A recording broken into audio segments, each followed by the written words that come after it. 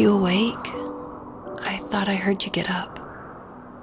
Yeah, I'm awake. Sorry, I just can't sleep. Are you thinking about him? Yeah, a bit. Usually get back to sleep, my love. I'm fine. No, it's okay. What else is on your mind? I don't know. It seems weird, but I had one of the most vivid dreams of my life. I saw a fox on a snowy mountain, just looking confused and worried. Those eyes. I can't get those eyes out of my head. She was running in the windy snow, looking for something.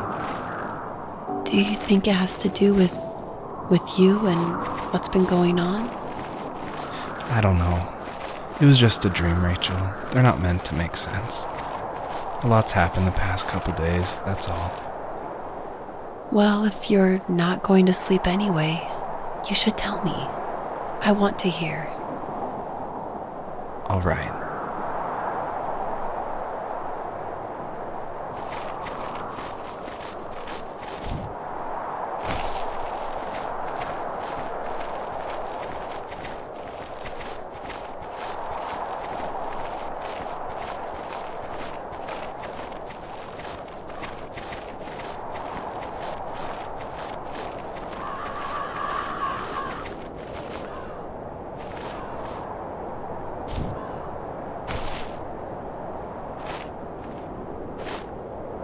So, not far from her home, she followed that path to something unexpected.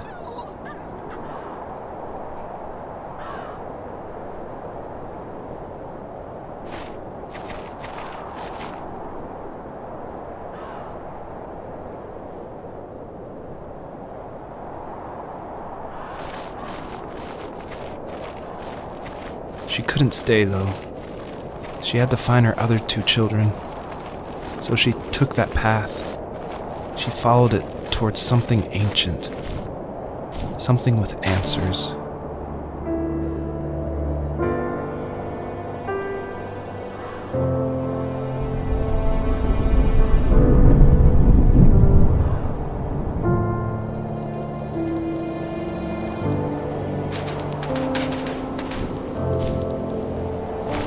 The fox looked high and low, searching for any sign of her cubs.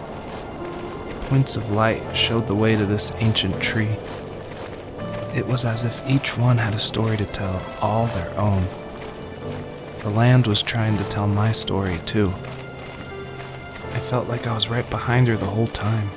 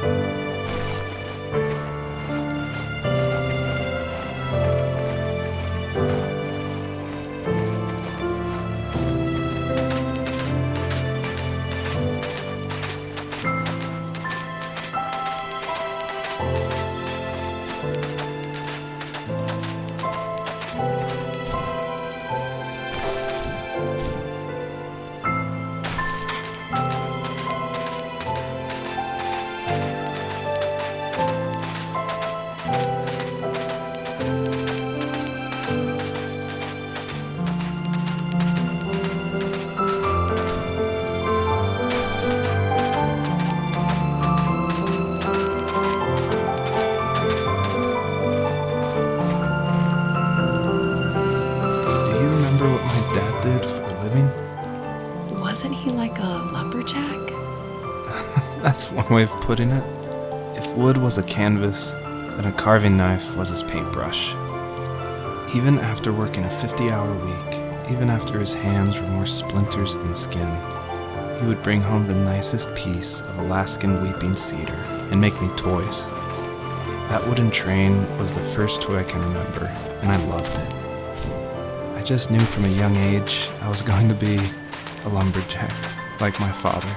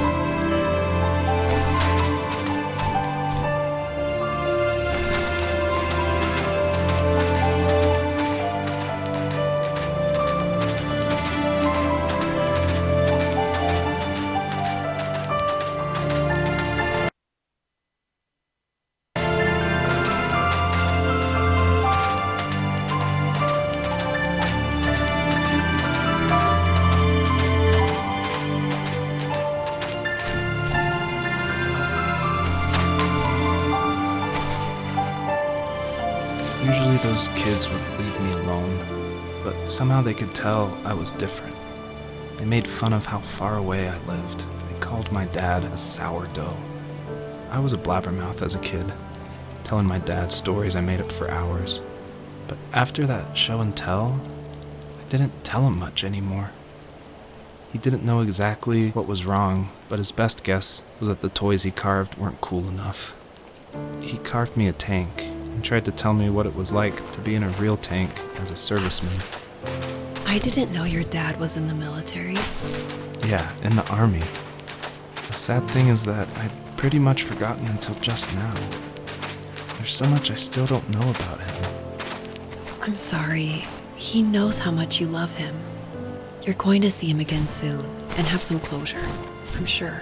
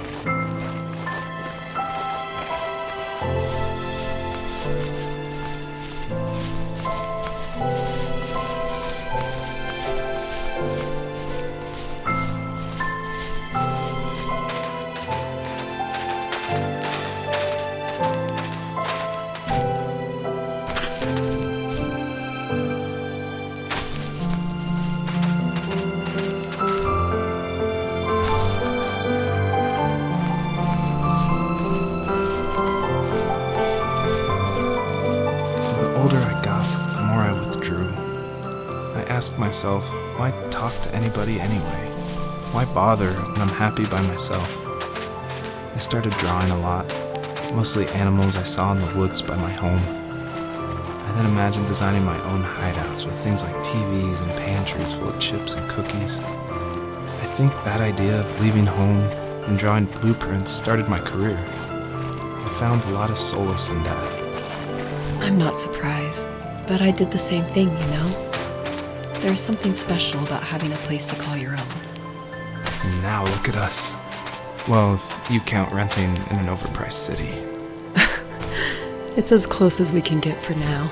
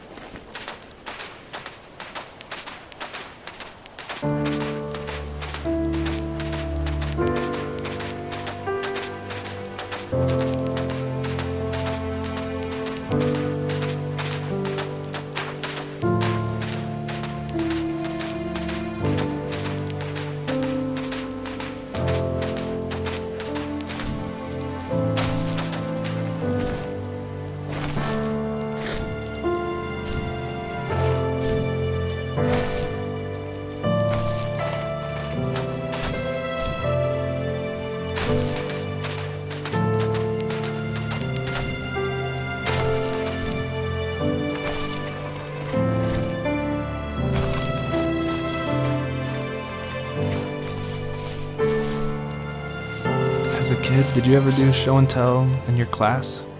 Yeah, I think I only did it once, when I was in the 4th grade. You know how my life was around then. I wanted to show my class what helped pass the time and distracted me, so I brought a dozen paper cranes I had made. I think I told everyone how badly I wanted to be a bird and fly, embarrassingly enough. Don't be embarrassed. Every kid wants to fly. For me, it was another toy from my dad, a wooden boat. I remember guarding it so carefully in my hands as I walked into class. When I sat down, a group of boys immediately made fun of it. They asked which trash can I found it in, or why an ugly log was my favorite toy. When I got up, I didn't even want to tell them my dad had carved it. I said it was a joke gift my friend had given me. Kids can be so cruel. Some of them are. I shouldn't have let them get to me, but it did. It's amazing we bounced back at all.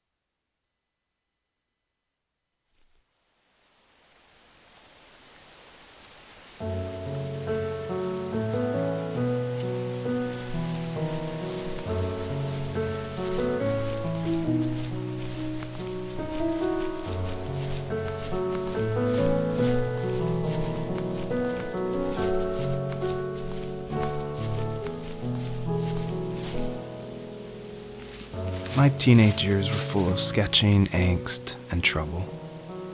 I wasn't popular or unpopular. Maybe just forgettable. I guess that gave me a sense of freedom, so I hung out with crazy kids, doing crazy things, even though I mostly just watched the chaos ensue. We did it all. Put fireworks in mailboxes, hide roadkill in people's garages, break windows of the barber shop in Anchorage. My dad was furious, but he was so busy working he couldn't do much to stop me from going out. I think being an adult means there's no one to stop you making hard decisions. He had to make a living, and he couldn't be in two places at once. Yeah, I realize that now. But at the time, I was sure he was more interested in growing his business than what was going on with me.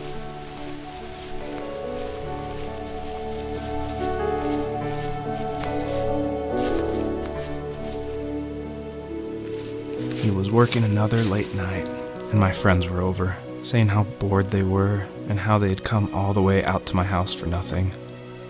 One of them mentioned how that old, ugly beyond belief truck was still in the garage, and how we should take it for a spin. I was only 15, so I kind of fought it for a while. The next thing I knew, we were careening around the mountain path, rocks spitting onto the sides of the cliff, while my dad's cringeworthy bluegrass blared out the speakers. I drove while my friends were in the back of that yellow and purple truck, throwing beer bottles and trash at anything remotely interesting. Felt like I was soaring in the air with borrowed wings. But all good things have endings. A cop outside of Eagle River pulled us over after he saw us send a bottle rocket into someone's yard.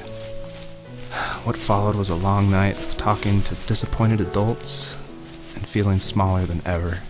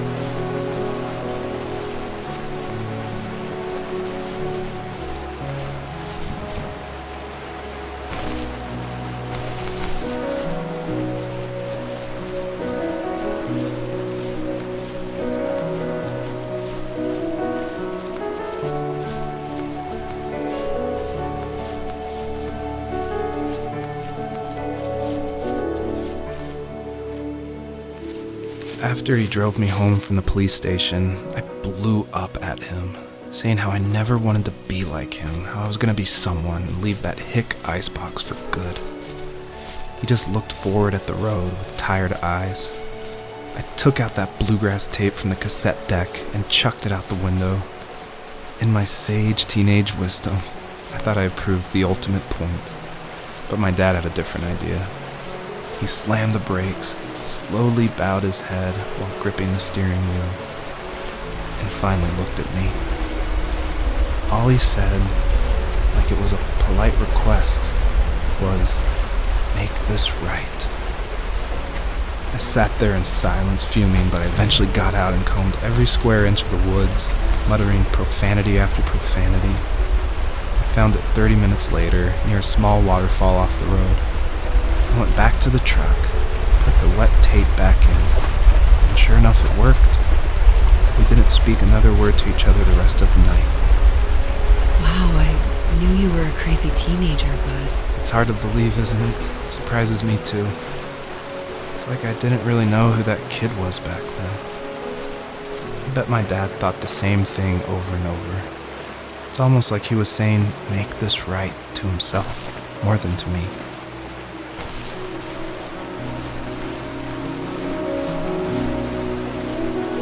My friends would laugh about that night and talk about how crazy it was, and I laughed along, pretending it didn't bother me. But it did. I imagined my friends growing old in the bush, unable to find that thrill in those godforsaken ice fields. It's like those mountains were a literal wall, keeping me from leaving, where all I would have to look forward to are lumber yards and evening beers. I had to climb over. That was my only goal for a long time.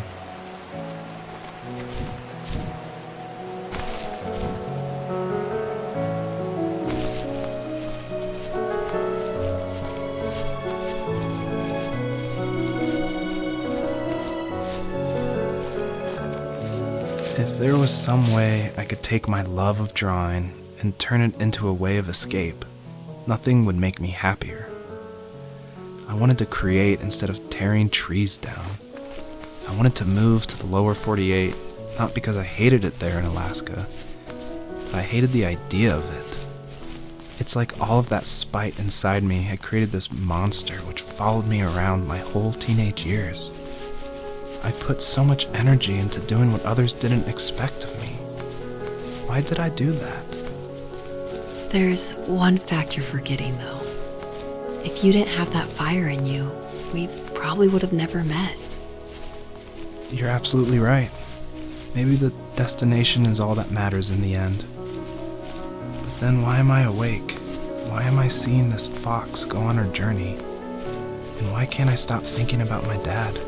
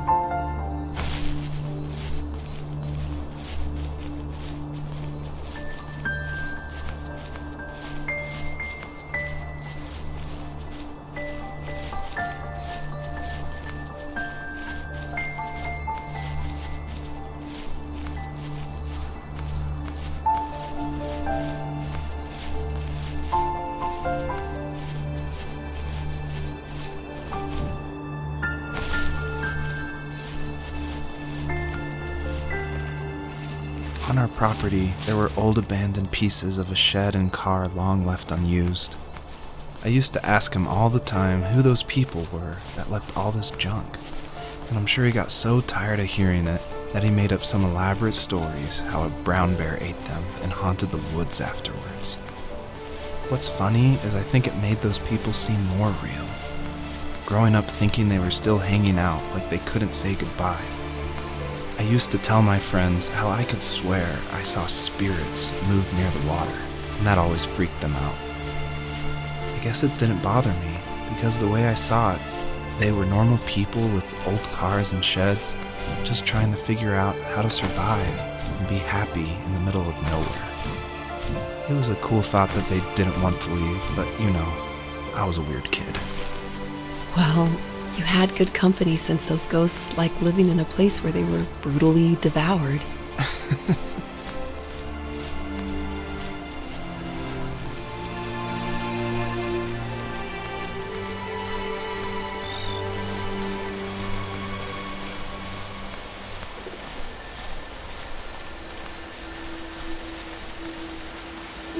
Even at my most distant, at the times when I detested him the most, he kept reaching out. For a year straight, he asked me every week when we were going camping. I thought he was just dense. Eventually, to shut him up, I agreed. We carried out the worn lawn chairs from the garage and set up a cinder block campfire at the site we'd always used behind the house. We walked down the mountain path, talking in the warm sunshine we only got a couple months of the year. Those 3 obsidian rocks shimmered alongside the shore, almost like sparklers pressed against a dark window. I'll never forget that wet stone on my feet, or how those massive mountains looked even bigger in the lake's reflection. I felt small, but grateful. As the sun set, my dad found something I hadn't seen for a long time. The tree where I'd made my first carving when I was 6. I hadn't even carved it. My dad had helped me, but I still called it my tree. Something about seeing my name there made me open up, and we talked about everything that night in that old camouflage tent.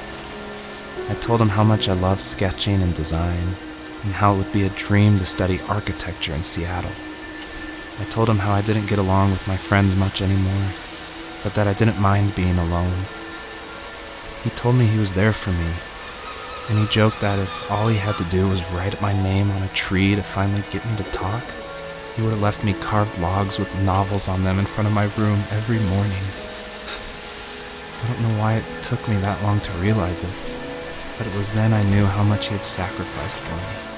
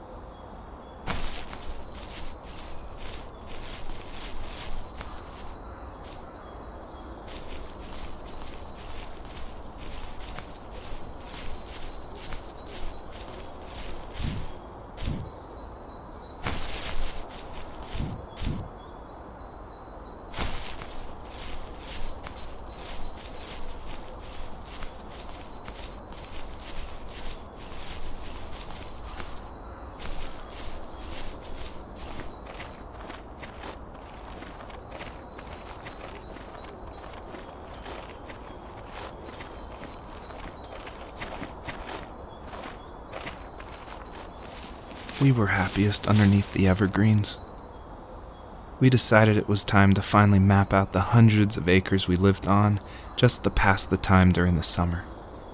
He was only free in the evenings, so I would spend the day wasting time on dial-up internet and sketching, and then we would rush into the woods, pen and map in hand, before evening fell. Sometimes, the aurora borealis would cast a cold green glow on the mountainside, and we would finish our route underneath a twilight sky. Sometimes I was lonely during those summer days, but there was comfort in the routine. A lot of teenagers aren't looking for the daily grind, though. There's nothing wrong with wanting to get out, to leave your childhood home. You wanted to progress, to make something of yourself. Yeah, you're right. That house. I'm sure it's the same as how I left it. Then why does it feel so different? I doubt you're the only adult to have looked back and asked that question.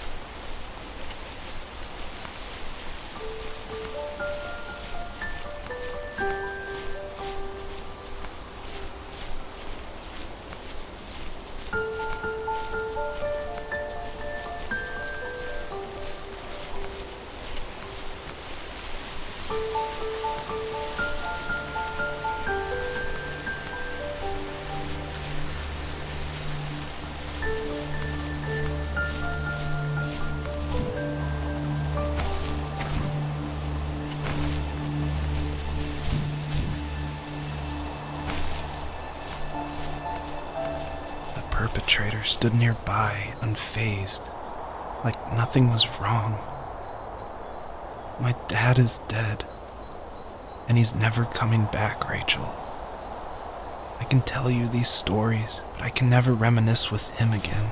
He can never hold a grandchild that we'll probably never be able to have. I can never talk to him again, and I'll never be able to say I'm sorry for everything.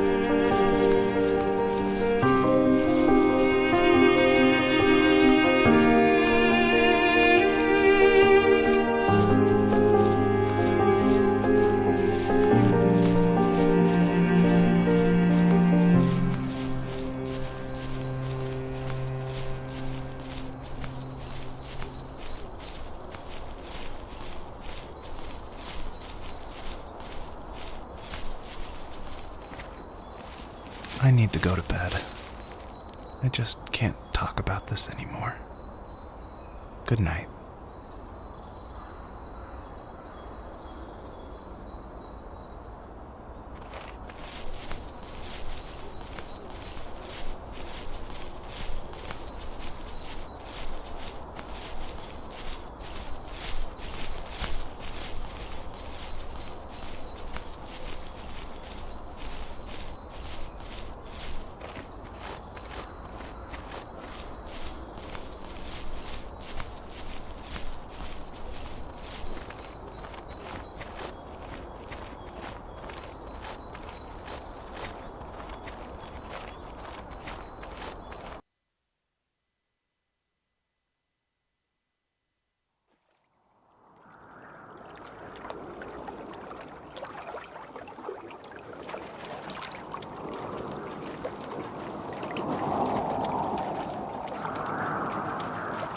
Joseph, you can't go to sleep feeling like this.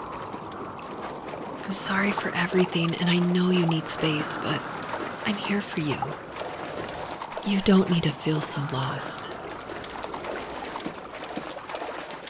Joseph, have I ever told you what my mother was like?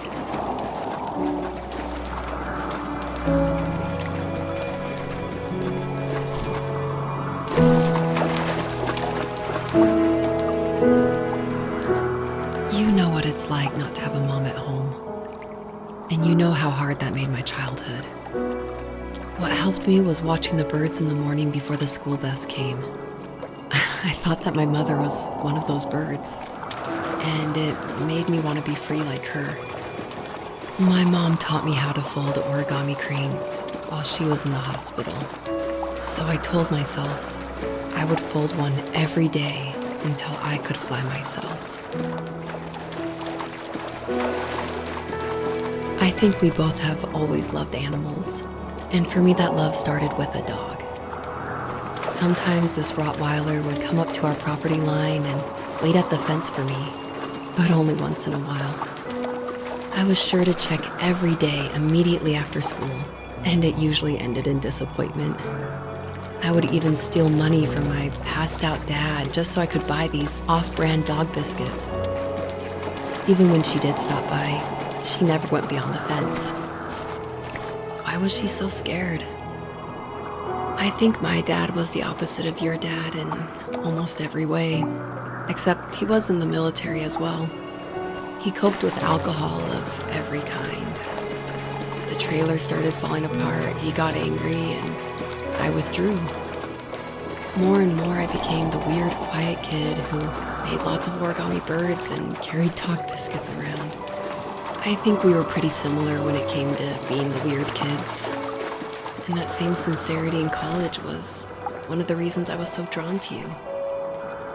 Life got worse and worse, and at one point, I really didn't think I could survive another day with my soul still intact. I had no real friends, let alone neighbors, since we lived in the middle of nowhere.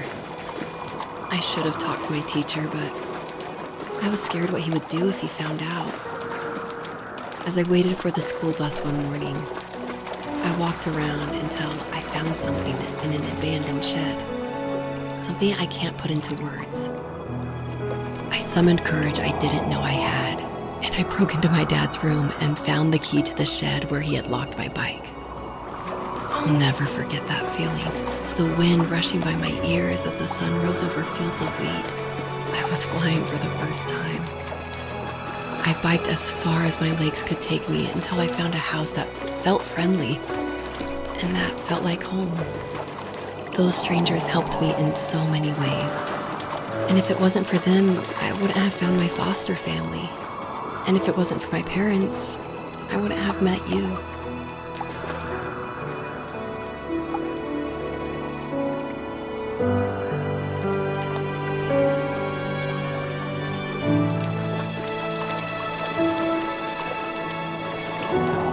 You have strength, Joseph, and you're not as alone as you think. It's all just so pointless, just waiting for life to happen. It's like having the home I always wanted is cursed out of my reach, The thought of being a parent myself. How could I do that when I couldn't even be a good son? I'm sorry. I know what you're saying. I just don't know how things will work out. These quiet hours will turn into years. We'll wonder which roads passed us by. Then we'll forge a new road together. Besides, I discovered for myself that one fateful morning where any hopeful road leads to. There may be thorns and mist, but it always leads to the same thing. And what's that? Family. I'm so glad that you're part of my family, Rachel. And I'm glad you're part of mine.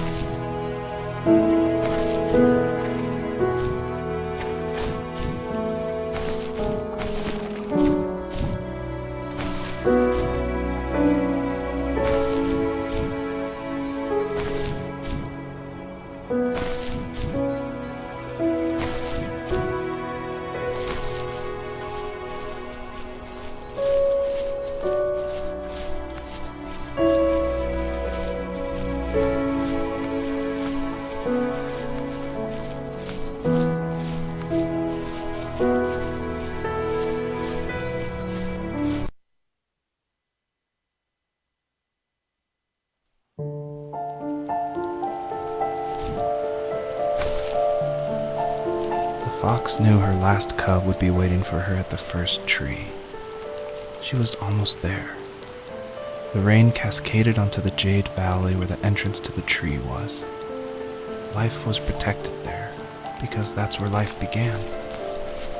It was now only a mother and a daughter left. Items from my life still dotted the ground as she moved closer to her destination and destiny.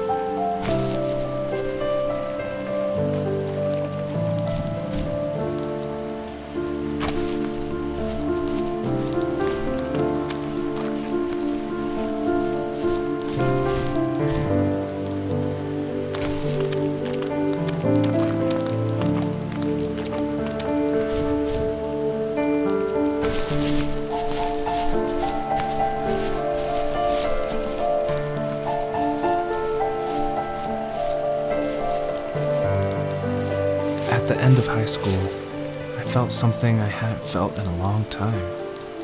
Drive. I looked into the best architecture schools on the West Coast, then got a dose of reality when looking at other students' portfolios and the high cost of tuition. I still wanted to be something, to be the next Alvaro Siza, and to make those thousands of sketches worth something in my grand history. But now even an internship sounds impossible. Siza helped me understand how essential emotion is in architecture, and he also said light is the real composer of space. I like to think these glints of light, like not finding a job or even a strange dream about a fox, are something I should be thankful for, even if the illuminated space is something I'm less than comfortable with.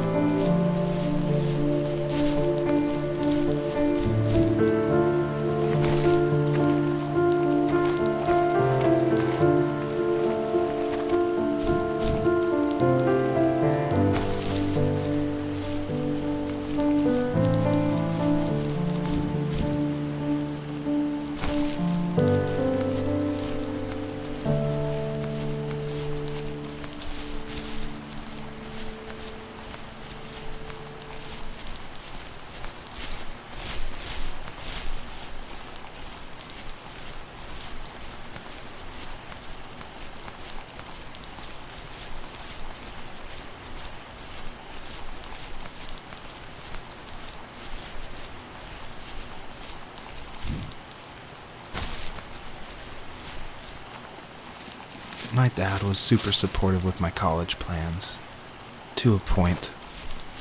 Things were okay until this terrible accident happened. I guess a forklift flipped over due to a bad axle, and it crushed one of the workers there. My dad didn't eat for days, even though he wasn't directly involved. It devastated him. Not only did it hurt the business, but it just freaked him out. He would talk in his sleep, muttering things about firing people and saying sorry. One fateful day he approached me, said that since my school search wasn't going well, I should finally be a man and take over the family business. He said one day he was going to die, and that all of his work, sacrifice, and even that man's life would be wasted in vain. I just lost it. Teenage me just exploded at the thought. I screwed up. I said things I shouldn't have. He was having a crisis, and I pretty much spit in his face.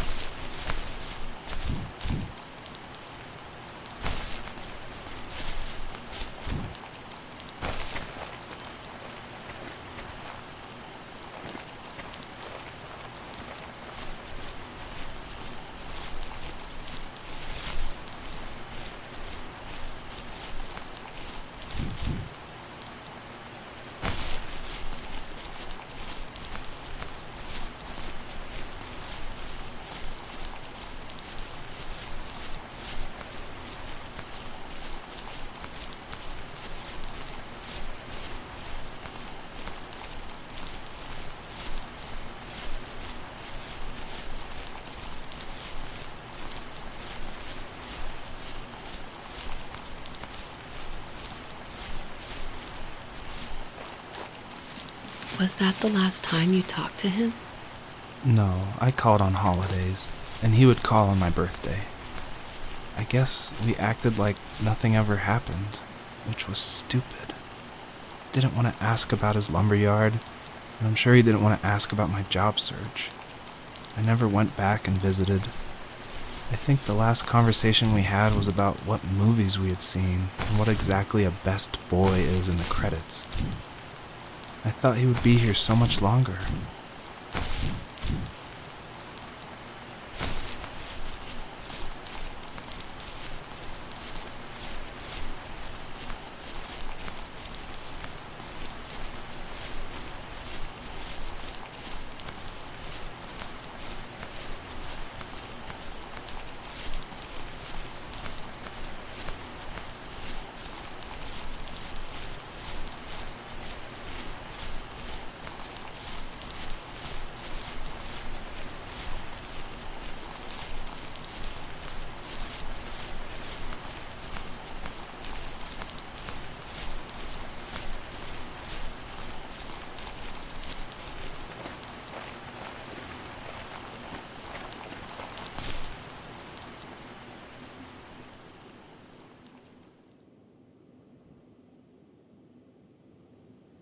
In the distance, the first tree illuminated the wasteland.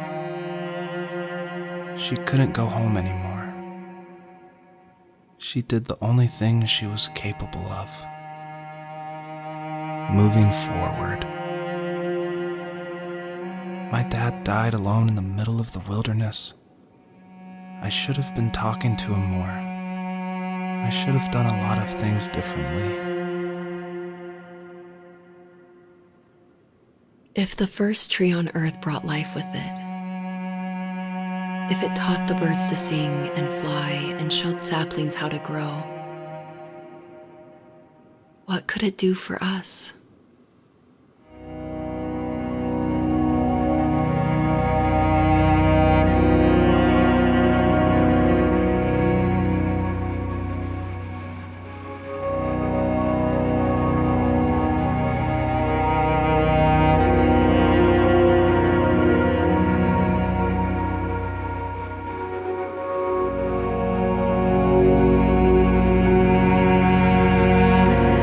There was a letter I received yesterday from a name I didn't recognize, with a quote I can't stop thinking about. Death is not the opposite of life, but a part of it. More and more, I'm realizing one important truth. Each of us have our own journey to the first tree. But sometimes I'm not sure I'm ready to take that first step. You already have my love.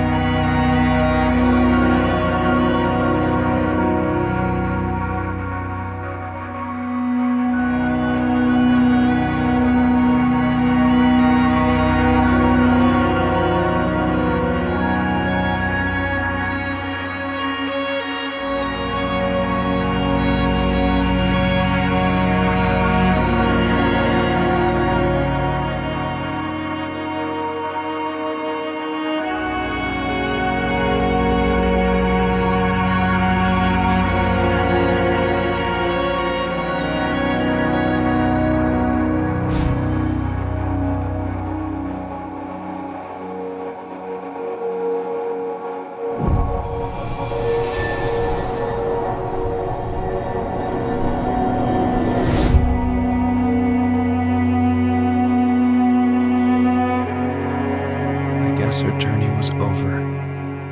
But I have no idea. It was only a dream, a distraction from tomorrow. I don't think dreams normally bring back to memory so many important feelings. Maybe it was just a dream, but it was also a gift. Yeah, I suppose. But tomorrow we're getting on a plane to the last place on Earth I want to be. The only person that would have made the trip worth it is gone. You're going to see him and be with him one last time before you say goodbye. I have one last quote for you by Emerson, sealed in an imaginary letter from me to you. It is the secret of the world that all things subsist and do not die, but only retire a little from sight and afterward return again. Go to sleep, my love. We have a big day tomorrow, but I'll be there with you every step of the way. Thank you. Thanks for listening. Good night, Rachel. Good night, Joseph.